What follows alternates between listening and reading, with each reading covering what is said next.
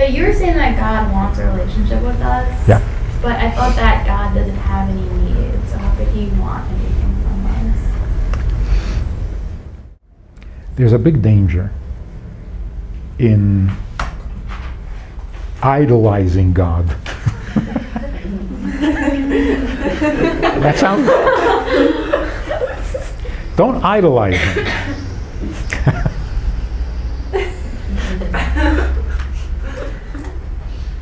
There are idols, and then there's God. Don't idolize God. Don't turn Him into an idol. The more we think about Him as being perfect, the more irrelevant He becomes. He doesn't want to be irrelevant, because that's not perfect. That's stale.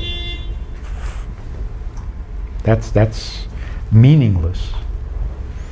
We've made God so perfect that He has become completely irrelevant. So if God is so perfect that He needs nothing, cares about nothing, never cries, never laughs, then who needs Him? Then what are you worshiping? Imagine being married to a man who's perfect.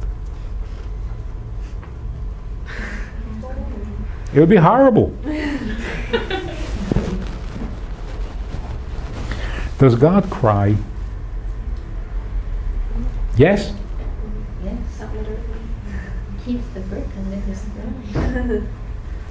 If God doesn't cry, then don't mention your tears to Him. What do you think, that impresses Him? Please, I'm crying. You're crying? He's perfect. Why should your tears mean anything to Him if He doesn't cry? How can your pain mean anything to Him if He has no pain? How can your excitement on doing His mitzvahs mean anything to Him if He doesn't get excited? We have a very mistaken, very plastic notion of what perfect means. A perfect man is a man who cries when things are painful, who laughs when things are happy, who mourns when things are tragic. Alive, real. And we're created in His image. So He must be even more real. So if anybody cries, He does. If anybody takes pleasure, He does. If anybody gets hurt, He does. That's what we mean by God is true, God is alive, a living God. A living God means a God who reacts, responds.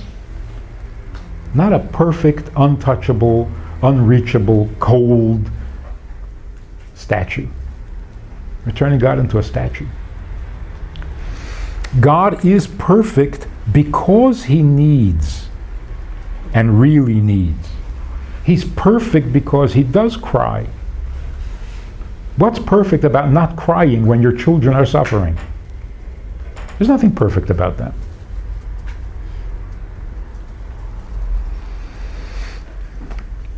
So, does the fact that He's real, the fact that He has a response that is appropriate to the event, does that make Him less perfect?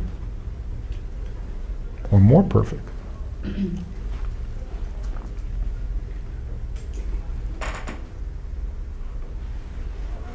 When we say He's all-powerful, we don't mean He's like a rock.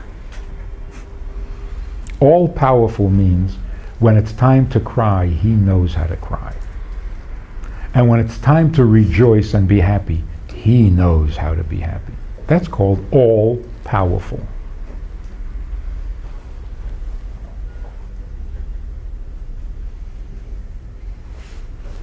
That's why He's lovable. How can you love God with all your heart, with all your soul, with all your might, and He's sitting there laughing at you?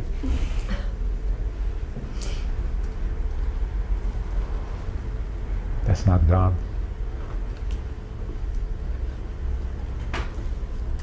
How does the person access Him?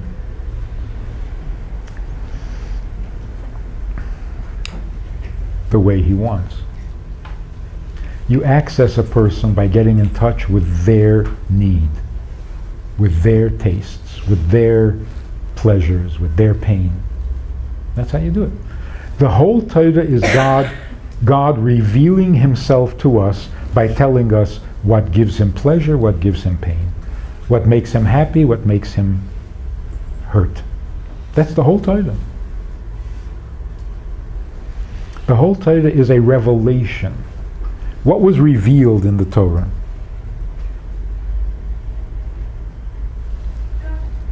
He revealed Himself. So how do you respond? You react to what He's telling you about Himself. This guy says to me, how do I get my wife to whatever? I said, you're asking me how to get your wife? Ask her. Oh, I didn't think of that.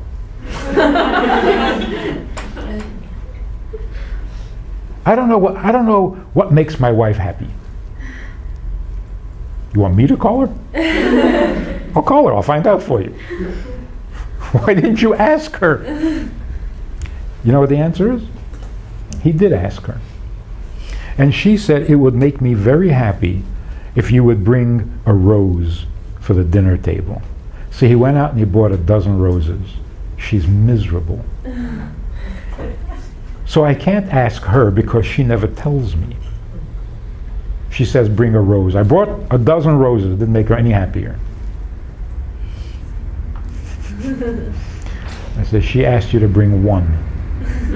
Why did you bring a dozen? He says, well, if one is good, a dozen's even better. Did you ask her? The guy who says, I put 3 mezuzahs on my door. So who asked you to put 3? Well, if one is good. She's not happy because you don't care about her. She said a rose. Why did you change it? Because to you, a dozen makes more sense. That's to you. What? God says, don't work on Shabbos. And we say, oh, what a brilliant idea. Family time. God says, don't work on Shabbos. Say, right, family time. Can you listen to me? Don't work on Shabbos, even if you have no family. Why do you embellish? Because it makes more sense to you this way, which means you're not listening to her. This one guy tells me, I have no idea what my wife wants. We were sitting together. He said, I don't know what she wants from my life. So I turned to the wife and I said, you know, you've been married 9 years. Don't you think it's time to tell your husband what you want? And of course she said, tell him. I have told him 1,000,000 times. He says, what? She says, I've told you 1,000,000 times, don't make fun of my sister. He turns to me and says, you see that? She makes me crazy. I said, what? She just told you what she wanted. He says, you think that's what she wants? That's not what she wants. Her sister's an idiot. So it turns out he has a sister. He hates her. He loves to make fun of his sister. So when she says, don't make fun of my sister, it's like, nah. You don't care about your sister. She's an idiot.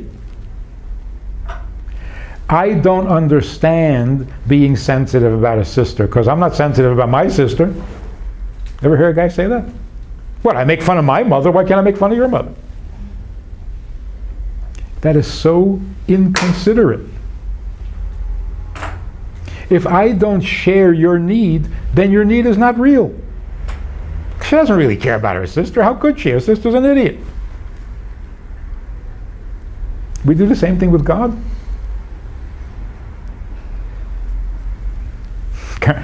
God says, don't mix meat and milk. He doesn't mean that you can't put a little milk in here. Come on. Couldn't mean that. I don't care if you put milk in your... If I don't care, why should he? Because you're not God. Maybe. So if we do that with God, it's really